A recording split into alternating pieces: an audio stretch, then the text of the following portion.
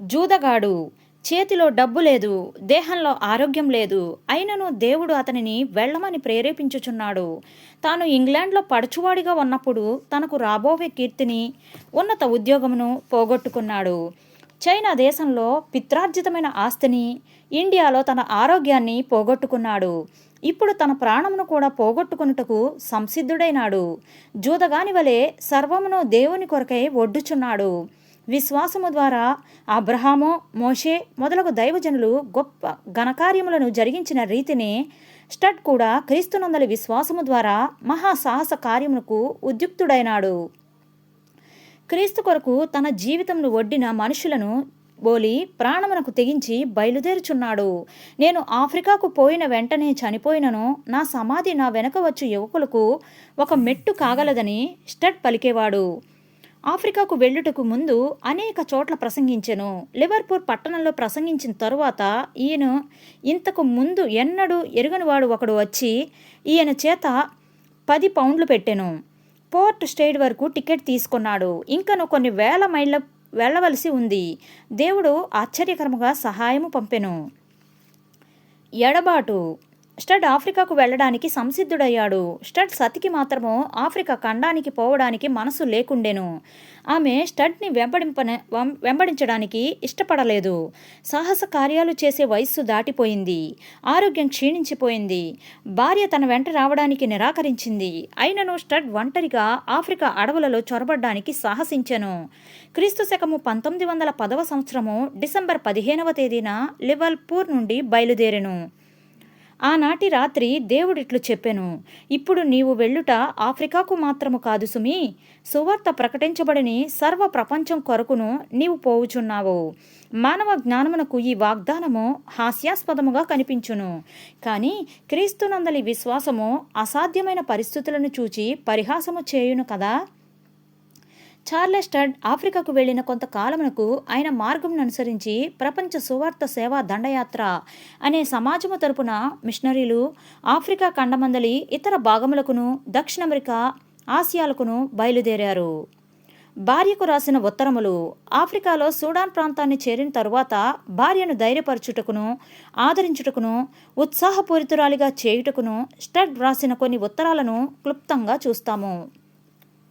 December 20వ తేదీ 1912 సంవత్సరం. ఈ ప్రాంతంలో జరగనున్న సేవ కోసం దేవుడు నన్ను సిద్ధపరిచి ఉన్నాడని తలస్తున్నాను. ఉబ్బసంతో రాత్రింబవళ్లు బాధపడుతూ కఠినమైన క్రమశిక్షణ పొందితిని. వైద్యులు, స్నేహితులు, బంధువులు, క్రైస్తవులు నేను సువార్త ప్రకటించుట మానివేయవలసినదిగా నన్ను శోధించారు. నేను దౌర్భాగ్యుడను, పురుగు వంటి వాడనైనను దేవుడు అనుదినము తన శక్తిని నాలోనికి పోయిచున్నాడు. క్రీస్తు కొరకును ఇతరుల కొరకును నేను జీవించవలెను అనడి ఆశను ఆయన నాలో పుట్టించుచున్నాడు. ప్రిసిల్లా, మన ఎడబాటు మన మేలు కొరకును, దేవుని మహిమ కొరకును, క్రీస్తు ఘనత కొరకును జరిగినది. నీవు తిరిగి ఆరోగ్యవంతురాలు వగుదు అనియు, గత కాలంలో కంటే రాబోయే కాలంలో క్రీస్తు కొరకు ఆత్మలను సంపాదించుటలో గొప్ప ఔన్నత్య స్థితికి రాగలవనియు, మన బిడ్డలు క్రీస్తు మహిమ కొరకు బలమైన క్రైస్తవ యోధులు కాగలరు అనియు నమ్ముచున్నాను. గొప్ప సేవను ఇచ్చట జరిగించదనని ప్రభువు నాతో పలుమార్లు చెప్పుచు నన్ను ధైర్యపరచుచున్నారు. డిసెంబర్ 23వ తేదీ 1912 సంవత్సరంలో రాసిన లేఖ. డాక్టర్లు నీవు బలహీనురాలవనియు సేవ చేయలేవనియు చెప్పుదురు. మానవరీత్యా ఆ మాట సత్యమే. కానీ యేసుక్రీస్తు నీ ప్రాణమును, ఆరోగ్యమును తిరిగి నీకు ప్రసాదించగలడు. గొప్ప సేవాభారము నీపై మోపనున్నాడు. పరమ వైద్యుడైన యేసుతో సంప్రదించుము. నేను డాక్టర్ల మాట వినియున్నా ఈ పాటికి సమాధిలోనికి దిగిపోయి ఉందును. కానీ క్రీస్తునందలి విశ్వాసం ద్వారా నేను జీవించుచు శక్తి పొంది ముందుకు సాగిపోవుచున్నాను. ఈ సువార్త సేవా దండయాత్రలో నీవు నాతో ఏకీభవించుము. నాకు కుడి భుజంపై ప్రభు కొరకు గొప్ప కార్యములను చేయుటలో నాకు తోడ్పడుము. మనము జీవించి ఉండగానే మంచి పోరాటము పోరాడుదుము. ఆ వెనుక క్రీస్తు ఇచ్చడి మహిమా కిరీటములను ధరింతము. దేవుడు నిన్ను దీవించునుగాక. జనవరి 10వ తేదీ 11. మన వృద్ధాప్యమందు మన జీవితాలను ఇంకను ఆయనకు సమర్పించుకొందుము. గత 24 ఏండ్లు దేవుడు మనల్ని ఎంతో ఆశీర్వదించినాడు. మన వివాహ రజతోత్సవము కానుకగా దేవుడు ఆఫ్రికా ఖండమును మనకు వసుగునుగాక. మన జీవిత శేషము దైవ సేవలో గడుపుదాము. దేవుడు నిన్ను ఆశీర్వదించునుగాక. ఆమెన్. ఆఫ్రికా అడవులలో సంచారము. స్టడ్ ఖర్టూమ్లో కొంతమంది యూరోపియన్ల సహాయంతో చాలా దూరం తిరిగారు. పిమ్మట సిఎంఎస్ బిషప్ గారితో కలిసి గాడిదల మీద సంచారం చేశాడు. తిరిగి ఖర్టూమ్కు పోవుచుండగా దేవుడు ఆయనతో, ఈ ప్రాంతంలోని జనులెవ్వరూ క్రీస్తుని గురించి వినియుండలేదు అనే విషయాన్ని గుర్తించియు, నీవు ఇంగ్లాండ్కి పోయి విశ్రాంతి తీసుకోవడానికి తెగించుచున్నావా? అట్లయినచో నా సింహాసనము ముందు నీవెట్లు నిలబడగలవు అని అడిగెను. ఆ స్వరము వినిన నాట నుండి మరెన్నడూ వెనుకవైపు చూడక దృఢ మనస్కుడై సేవ చేసెను. చార్లెస్ స్టడ్ మరికొంది మిషనరీలను ప్రేరేపించి అంతర్జాతీయ సోదర బృందము అనే పేరున ఒక మిషనరీ సమాజాన్ని స్థాపించెను. అది ప్రపంచ సువార్త సేవా దండయాత్ర యొక్క అనుభవమే. సమాజపు తీర్మానములు. పై పేరుగల సమాజంలో చేరిన వారు క్రీస్తు కొరకు సంపూర్ణంగా సమర్పించుకున్న వారై ఉండవలెను. ప్రపంచంలో ఎచ్చట క్రీస్తు వాక్యము ప్రకటించబడి ఉండలేదో కనుగొని యేసు క్రీస్తునందు విశ్వాసముంచి దేవుణ్ణి ప్రార్థించుచు పరిశుద్ధాత్మునికి విధేయులమై త్యాగము, పట్టుదల, ధైర్యము మొదలగు సద్గుణములను కనుపరిచి ఆ ప్రాంతమును ఉజ్జీవింపచేయుదుము అని స్టడ్ చెప్పాను. త్రియేక దేవుడు ఈ సమాజమునకు నాయకుడుగాను సర్వాధికారిగాను ఉండవలెను. 5 తీర్మానములను వారు చేసుకుని ఉండిరి. 1. త్రిత్వములోని తండ్రి, కుమార, పరిశుద్ధాత్మలయందు పరిపూర్ణ విశ్వాసము కలిగి ఉండవలెను. 2. పాత కొత్త నిబంధనలు సంపూర్ణంగా పరిశుద్ధాత్మని ప్రేరేపణ వలన వ్రాయబడినవని విశ్వసించవలెను. 3. సిలువ వేయబడిన క్రీస్తును మాత్రమే ప్రకటించవలెను. 4. క్రీస్తు యేసును హృదయపూర్వకంగా ప్రేమించు వారినందరినీ సర్వ మానవులలో ఎట్టి భేదములను పాటించక ప్రేమించవలెను. 5. ఆయన సేవలో జీవిత అవసరములకై దేవుని చిత్తము, శక్తి, సహాయములపై సంపూర్ణంగా ఆధారపడవలెను. దైవ సేవ కొరకు చందాలను, విరాళములను ఇయ్యవలసినదిగా ఎవరిని కోరరాదు.